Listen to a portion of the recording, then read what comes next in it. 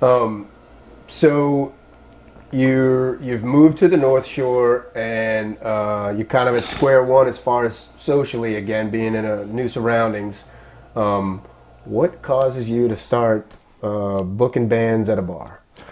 The opportunity presented itself. So, like I said, me and my wife, if we wanted to go see live music, so we're not that into cover bands. I like them. There's absolutely nothing against them. Yeah. But, it kind of gets old after a little while. I like original rock and metal. Yeah. So we'd have to go to Baton Rouge, New Orleans, Biloxi, whatever. And hated driving an hour to go see anything, you know. So whenever a new venue opened up in Mandeville, the Hideaway Den and Arcade, it was the first time I'd ever seen some original bands on the North Shore, and it was the first show they ever did. It was back in January of this year. It was Pious, Thornprick, and Dead Machine Theory. Thornprick and Pious, both right here on the North Shore. Dead Machine Theory coming out of New Orleans. I'd seen Pious once before at the Twist of Lime, really liked them, and I was giddy. I was excited, man. I'd never heard of this place, and I'm like, oh man, we only have to drive 30 minutes to go see a show instead of an hour. So nice, right? I'm like, man, let's go. And we get there, it was a good people. It was like, 50, 60 people there, pretty good, and there was a lot of people that we knew, and everyone and their mom came. I think everyone kind of had that same level of excitement to them, like, oh my God, it's an original show here on the North Shore. Right. And it was a killer show, a really cool place. And, from there, I decided, like, you know what? Let me reach out to these guys. I know a lot of bands. Over the years, I've made a lot of friends. And really, it was kind of selfish on my part. I'm like, I'd love it if this band came to this area. I don't want to have to drive an hour to go see it. Really, it was more me being lazy. You were door dashing a band. Yeah, right? it was really me being lazy more than anything. I'm like, man, I can cut my drive time in half if I try and bring them here. No shit.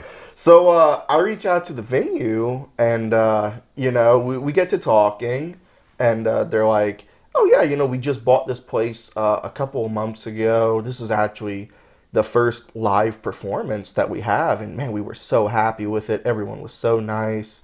Like, we'd really like to do it again. Like, well, can I book something here?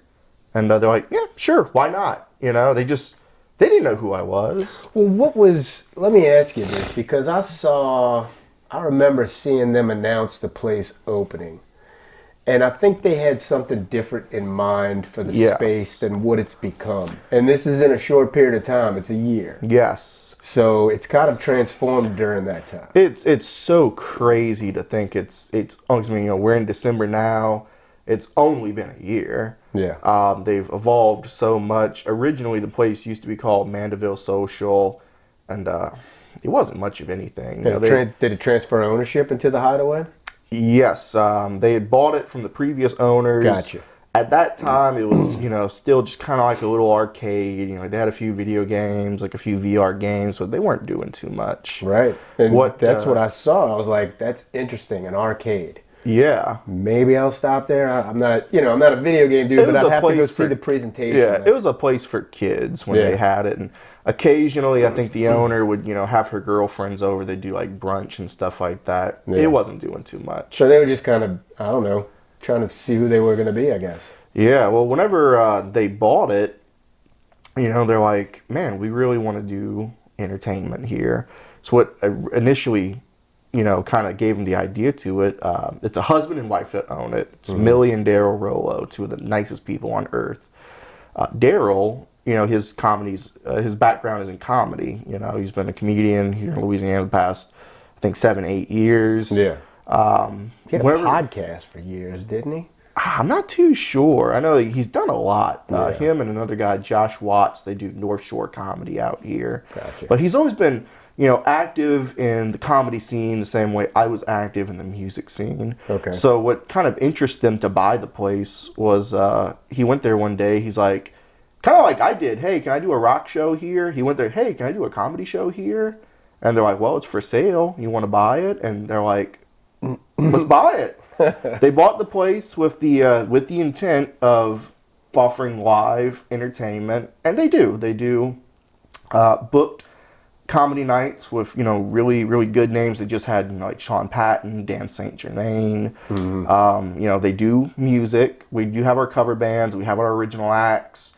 You know, they do like their drag nights. They do, you know, karaoke. They try and do as much as possible. So they bought it, you know. I don't know which band it was. It was one of the local bands that approached them, like, hey, can we play music here one night? They're like, yeah, sure, whatever. And they're like, man, that was a really cool night. So whenever I approached them, I'm like, hey, can I book music here one night? Like, yeah, sure, whatever. And the first show I booked, it was Acala, local here in Covington, for Nitrous, one of my favorite bands out of Baton Rouge, and oh man, I feel bad. I don't. Dead Savage out of Hammond. So I'm like, man, I really like all these bands. I think they really fit well together. And I was a huge Nitrous fan. I didn't want to drive an hour to Baton Rouge to go see them. So, you know, we did that. I booked that show, funny enough. It was going to be my wife and I's very first wedding anniversary. I didn't think about it. It wasn't on the calendar. Yeah. And, man, I get home. I'm like, baby, they let me book a show. You know, like, dude, I'm so excited. I'm like, well, I can't believe they let me do this. So nice of them. And she's like, oh, when's it going to be? I'm like, oh, it's going to be in May. And she's like, aren't we doing something that night? I'm like, nope, I checked the calendar, nothing. There is absolutely nothing on that. So I caught a lot of hell for that. But the show came, dude, it was a great turnout. I think we had like 80 people in. You know, the owners were so happy about it. You know, everyone was so nice. And from there, that one show kind of evolved into what it is now, and I'm practically their talent buyer for musical acts now. What's the capacity at that place? You said it earlier. Capacity, legal capacity is 300, but they cap their events at 200 just to not overwhelm their staff. Yeah. You know, it's one of those things. It's a big place, but also a small place. I liked it. Yeah, I was comfortable there. It's, you know, that's what we hear from a lot of people. It's got a good vibe to it. It's not dank or dark or dirty. It's very open. It's not crowded either, like you're talking about. It's very clean. The Hideaway is a decent enough spread to where you got sofas that are still available. Yeah. And it's not an empty venue by no means during that time. It's just they have enough room. Oh yeah, man. It's a really cool place. You know, some places, the smaller places you go, you know, it's dark, it's a little smoky, you know, you're thinking like, oh man, I'm gonna go to the bathroom, I might get stabbed. You know, this place, it's very clean, you know. So they're stab free. Yeah, their staff's very nice, very personable. And, you know, they just have such a killer team there. You know, from that one show, we've expanded so much. We built out the stage. We brought in an in-house sound tech with a full sound rig. Nice. And, you know, they're looking to do more and more. And, you know, whenever they first opened up, they're like, man, we want to be the Southport Hall of the North Shore, in the sense that we want to offer a wide array of entertainment to the people out here. So, man, before they opened up, there were no comedy shows out here. You know, you couldn't go see a comedian. No. You couldn't go see some original band. You can go see cover bands, but you couldn't do any of that. There was none of that out here. I'm hoping, and I see it little by little, if there's a few places, every now and again, you might see them do like a one-off original show. And I'm hoping we see more of that out there. Because I think, you know, I understand from the standpoint of an owner like them, you know, they're the buyer. They have their own bills to pay. They have their own bottom line to meet. And I understand what that's like. And I think a lot of the venues, it's not that they hate original music, but it's a gamble. It's a gamble. I get it. It really is. I mean, and you know, at the Hideaway, we gamble many a weekend. Not all of our shows are giant successes. But what I'm hoping for is, you know, word gets around and some of these places are like, man, you know, maybe we could open our doors every once in a while and build the scene, and, you know, maybe we're not going to lose money that night. Yeah. And I think if they gave it a chance, they'd really do well. There's, you know, such a big population on the North Shore. There's no reason we can't have an active scene that rivals, you know, Lafayette or Baton Rouge or New Orleans. Sure. You know, I interviewed a club owner a while back, and his go-to practice would be, you know, take a Tuesday or a Wednesday. If a band approaches you and wants to play this coming weekend or a month from now, a weekend, you say, you're not getting a weekend. Yeah. We'll do a test on a Tuesday or a Wednesday. Yeah. Let's see how many people you pull. And if you could pull enough people on a Tuesday or a Wednesday, and he's even giving you the curve that it's Tuesday or Wednesday, I understand, but I want to see what you got. If you could do that, then you earn the right to a weekend. Right. I think maybe if more clubs did that, then it wouldn't feel so much like they were gambling. They didn't, you know what I'm saying? They didn't feel like they were risking so much. I agree. You know, give a band, you know, a Wednesday, a Thursday night. You know, I get it. You know, most places, you know, Monday, it's a dead night. Tuesday, Sure. Give or take, you know, most places aren't open. But, you know, you're open.